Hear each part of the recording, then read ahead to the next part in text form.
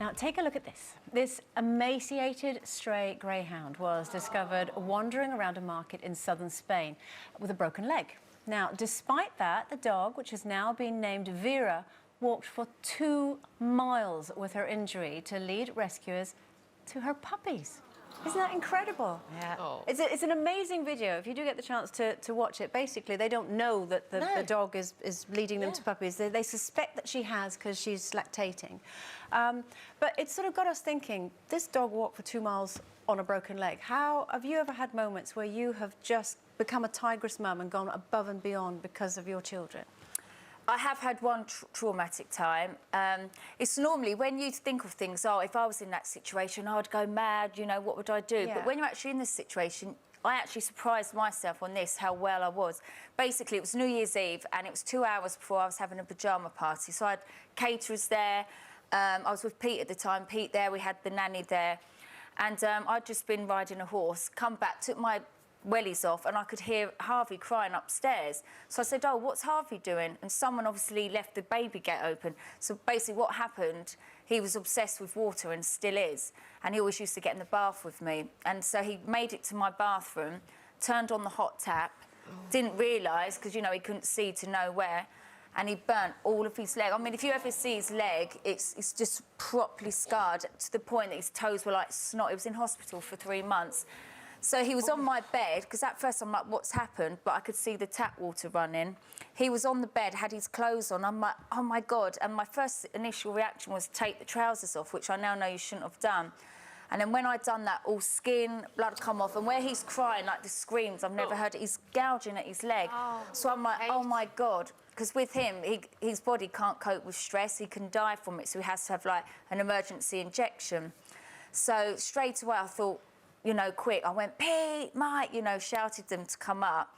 And so I went into another room and I had to be calm. I had to call the ambulance. And really, you want to say, quick, this has happened, this has happened. So the first thing I made clear was to give them the address as clear as possible, even though I'm panicking. And then I said, look, he's got to have this emergency injection. If he doesn't, he'd die. You need to get the ambulance here, quick, quick. But it's amazing that if I wasn't that calm and collective on the phone, you know, God knows what could have happened. Yeah, yeah. That's interesting, isn't it? So the initially there was that panic and probably that, what the hell do I do?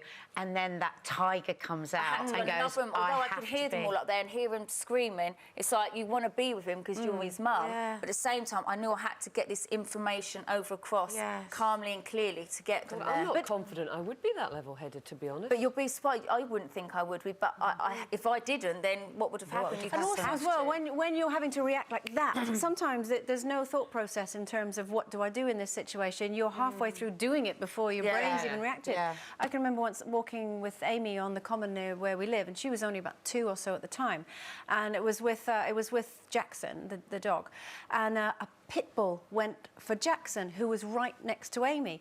I leapt in, literally picked her up, practically threw her out the way and jumped into between the 2 dogs and pulled them apart. So to save Amy, to save the dog, you don't even think it happened without even... That does not sound like our Andrea at all. And I screaming at the top of my voice, screamed at the woman whose dog it was, who was just standing there going, oh, you know, and I was basically screaming at her saying, you should not be allowed to have a dog like this if you can't control it. And and picked Amy up and got the dog and gave her a good old telling off and went off.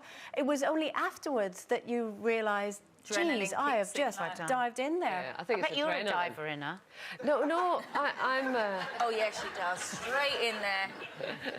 No, I am a panicker, to be honest, which I guess is surprising. I mean, there have been a couple of occasions that kids have been lost. I remember one time in Thailand, went in this sort of, you know, plastic tunnel, and I waited at the other end for her to come out. Charlie would be about 3, and she didn't come out. You think, it's a bit strange, you know. I'm in the middle of Bangkok, and slight panic, you know, bubbles, bubbles. Terrifying. And then suddenly it just hits you like a train, and I lost it. I was not rational. I went chasing around the front, and I was just screaming her name at the top of my voice. I was accosting poor Thai people who couldn't understand me, just, you know, Charlie, where's she? And I found it difficult to calm down, actually. I was in a huge Strange, isn't it? Because if you've enjoyed that, then why not click here for more?